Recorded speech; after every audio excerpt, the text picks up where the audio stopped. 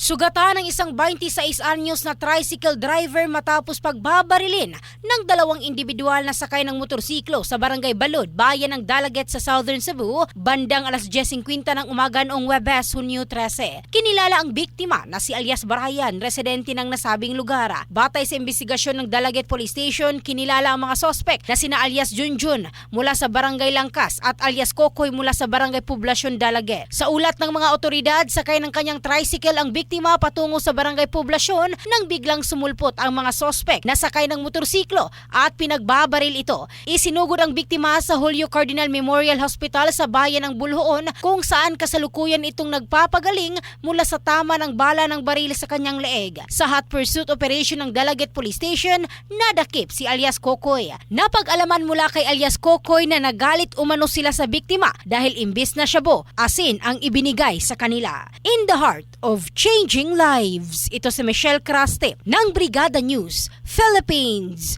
the Music and News Authority.